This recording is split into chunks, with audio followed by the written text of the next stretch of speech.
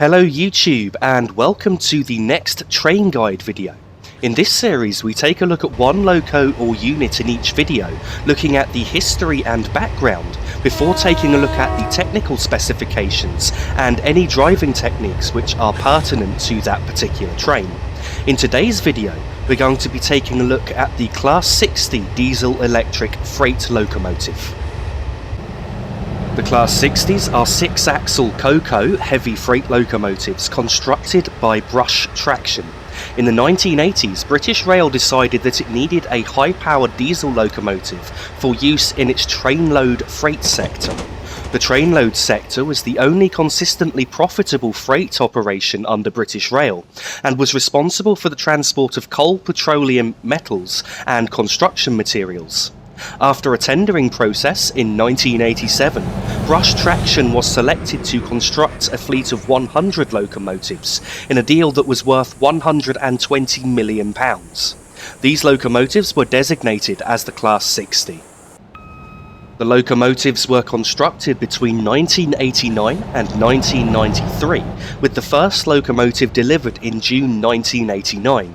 After testing, a number of problems were revealed, such as with the axle box suspension and the engine cylinder heads. Two cab designs were considered for the loco, with one being a French-style raked forward cab end, and the other being a more conventional cab, which is the one that was eventually chosen. The class begun its life on the main line in 1990, gradually replacing the older classes 20, 26, 27, 31, 33 and 73 locomotives, so as you can see it replaced quite a number of old locomotives on freight duties. One of the primary uses of the Class 60s was on aggregate stone trains, where they also replaced Class 56s and 58s, with some of these transferred to other duties and others withdrawn from service. The power of the Class 60s reduced the need for double heading, allowing for longer and heavier trains to be run. After British Rail was privatised, all of the locos came under the management of EWS, also known as English, Welsh and Scottish Railway, which is represented in Train Simulator for the Class 60 as FW and S, presumably due to licensing issues. EWS had a policy to keep the full fleet of locomotives in service without reducing the number, and this included extensive repairs to fire or collision damaged locos. A number of locos were put into storage in 2004 due to being surplus to requirements, and by 2007 the 100-strong fleet had been reduced to around 60 in-service locomotives.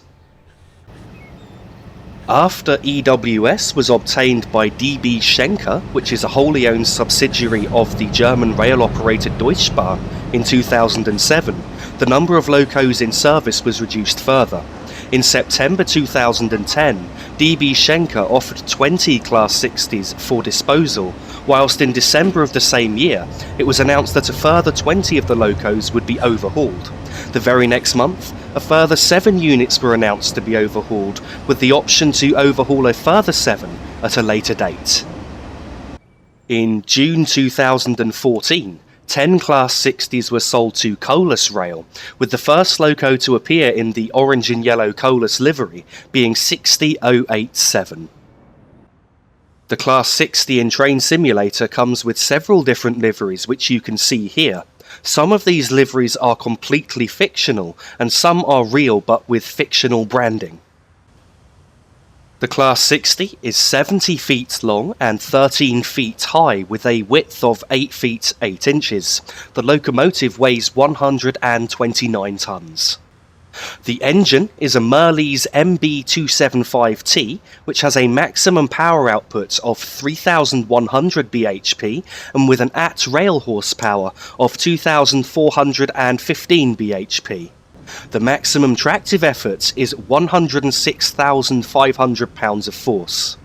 The maximum permitted speed of the loco is 60 miles per hour, and the loco is only fitted with air brakes with a maximum brake force of 13,900 pounds, which is 62 kilonewtons. Now that we have covered both the history and technical specifications of the Class 60, let's take a look inside the cab. Here we are in the cab of a Class 60 on the Totham route, and the first thing you'll notice when you look around the cab is that it's actually quite spacious, and you also get a very good view out of the window. So what we're going to do now is we're going to go through the controls and gauges just to understand what they all mean and what they all do and how they operate on this particular loco. And we're also going to go through the standard startup procedure that you'll need to apply pretty much every time you start in the Class 60. So now we're going to jump over to the driver's side, so you can see all the controls in front of us here. I'm going to go through the controls quickly before going through the startup procedure. So on our right hand side there's 3 controls here. We have the reversing handle at the top there, and then just to the left of that we have the power handle. The power handle in the Class 60 operates smoothly, so it's not notched as such. There is one notch when you first pull the handle which moves it to 10%, but beyond that it's not notched and it just moves smoothly. Though as you increase power, if you do get wheel slip, then this locomotive has a computer system built in, which means that it will automatically reduce the power to try and compensate for the wheel slip.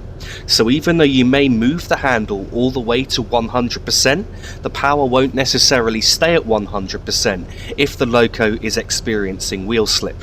And then just to the right of that here we have the AWS reset button. Now to look along the dashboard here just to go through some of the controls. So there we have the right wiper button in front of us. So that operates the wiper on the right non-driver's window there. And then up here we have a buzzer, and then we have the fire alarm test, the engine stop and engine start buttons. Down here we have, you can see there, the airflow indicator, which shows how quickly the brakes are being applied or released, how much air is flowing, I believe, into the brake cylinder, though I could be wrong on that, so maybe you can correct me if I am. And now what we have here in front of us, where it says KA, that is the ammeter. So that is showing how much power we've got applied to the locomotive.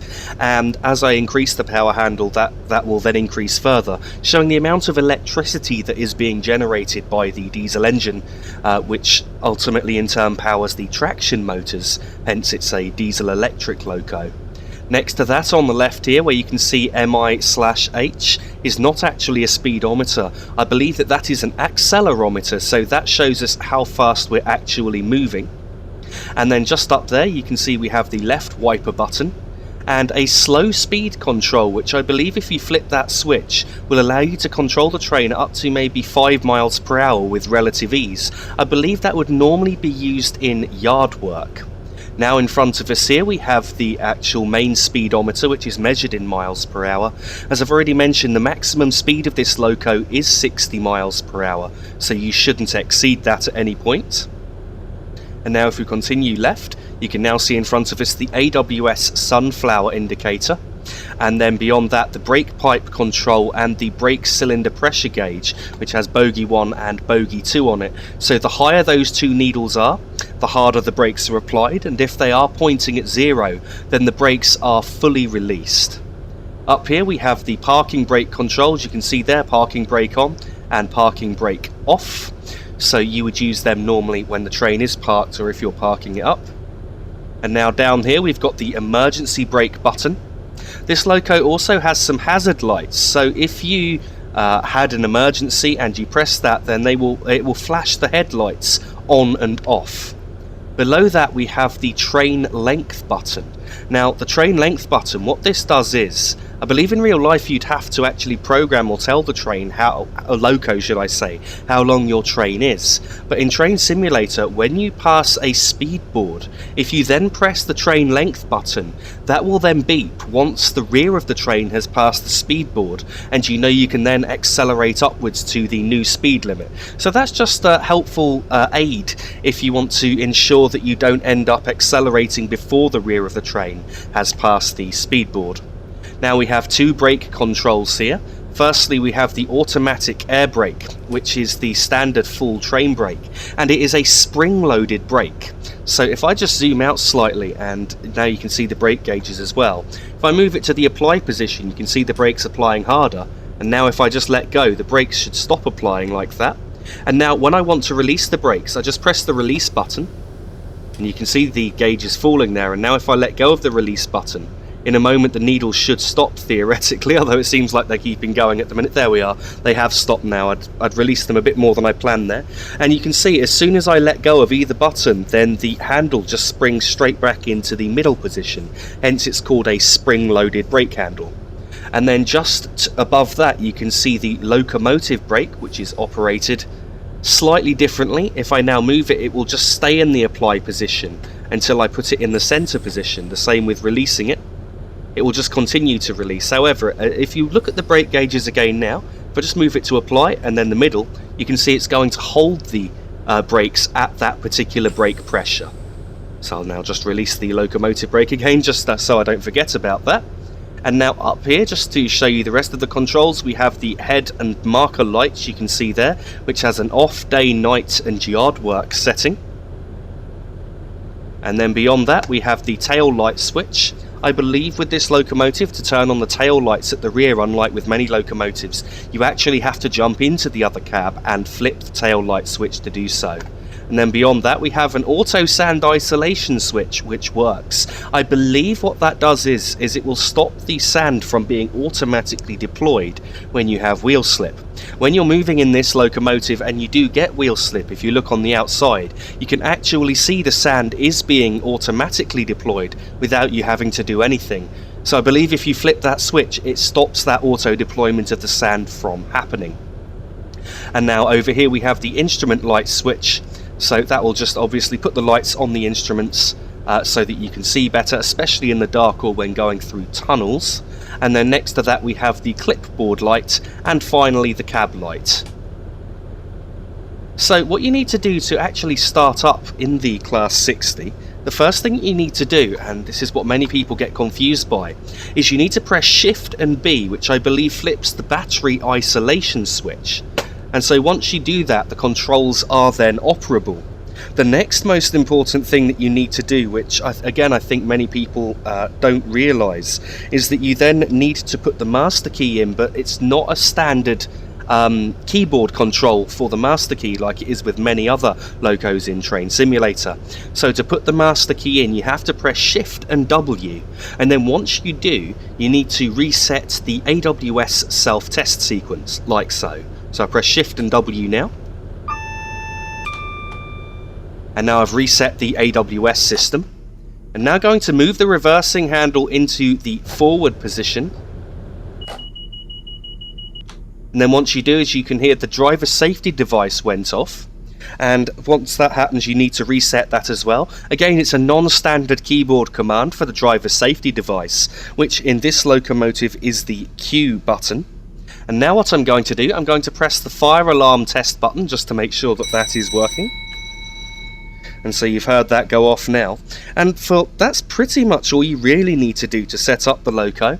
I mean, you can test the controls, which is what the Just Train scenario tells you to do, but we don't really need to do that in Train Simulator. The main thing that you need to do is just set up how you would normally, just with these extra commands such as the battery isolation switch and putting in the master key with Shift and W.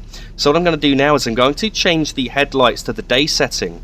Now what I was finding is, with a lot of the liveries that come with the Class 60, the headlights go on but the marker lights actually don't, and I'm not quite sure why that is. So in this case we'll have a look outside in a minute. I'm not sure if the marker lights will have come on or not, but I can't see a separate marker light switch, so we've just got to go with the headlights at the day setting. And so now we've gone through that, we're pretty much ready to start. I'm just going to give a quick demonstration of driving this loco. We're not going to go far, maybe just a quarter of a mile, just a little bit up the line, so that you can hopefully see some more of the features. I'm hoping if I increase the power quick enough, you'll get to see what happens when we experience wheel slip. So let's just take a quick look outside at the headlights, and then we'll get back into the cab and start the train moving. And so as you can see now that we're on the outside of the locomotive, that the marker lights haven't come on there, and you've just got the left hand headlight, which is the day headlight, that's come on. So again, I'm not sure why that is. If anyone knows a bit more about the Class 60 from Just Trains, please do let me know. You may be able to help me with that. It's not a loco I do drive often, I must say. Something else I'd like to point out as well now is that the body shell on the Class 60 is very similar to that of the Class 92. I believe they're both based on the same body shell design. So I'm now releasing the brakes, and as I keep my finger on the release key, you can see that the two needles drop to 0 there. We are starting on a downhill gradient, so the locomotive, and you can see the train is rolling forward just a little. So I'm now going to give us some power. And immediately you can already see there's a red light flashing on the dashboard just here, which indicates that we are experiencing wheel slip. Now if we look at the ammeter here, even if I move the power handle as far as it will go, to 100%, you can see that the ammeter is not climbing, and that's because the locomotive is trying to compensate for the wheel slip that it's experiencing, and so it will not let the amps climb too high. Otherwise the wheels would be spinning very fast, damaging the track and the wheels, and we really wouldn't be going anywhere. What you actually really need to try and do is reduce wheel slip by cutting the power down a bit, but it can actually be very difficult in this loco, I find. As you can see, I have now reduced the power and the wheel slip has stopped, and as soon as I increase the power again, the ammeter starts fluctuating, indicating that we are having wheel slip. Now if you had the HUD on at this point and you looked at the percentage that it said the throttle was in, if it said that the throttle was in 100%, or normally should I say, it would say the throttle is in 100%. But in this particular loco, when you're experiencing wheel slip, it fluctuates up and down and will not read the position of the power handle, but instead is showing you how much power is being delivered due to the way that the locomotive is compensating for the wheel slip. And so as you can see, the loco is accelerating very slowly due to the wheel slip issues. And so what I'm going to do is I'm going to take us up to about 10 or 15 miles per hour. And then once we've got that, I'm just going to apply the brakes and bring us to a stop. And I believe that will be pretty much the end of the video. Just wanted to quickly show you this demonstration of driving techniques. Something else I forgot to mention earlier is the horn. So the horn is a two-tone horn here with the space bar and the B key, which we will test out now.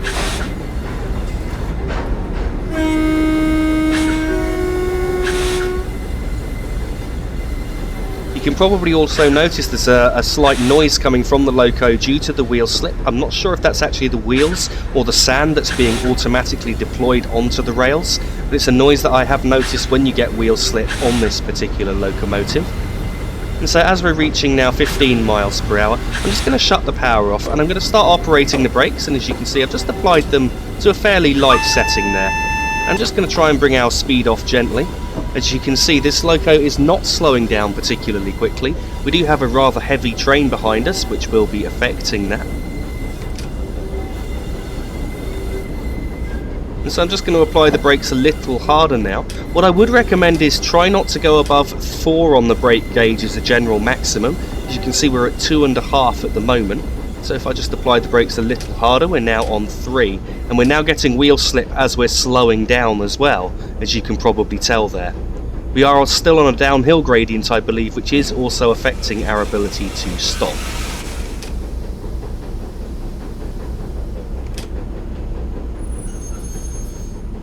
And so now we've brought the locomotive to a stop, or should I say the train to a stop.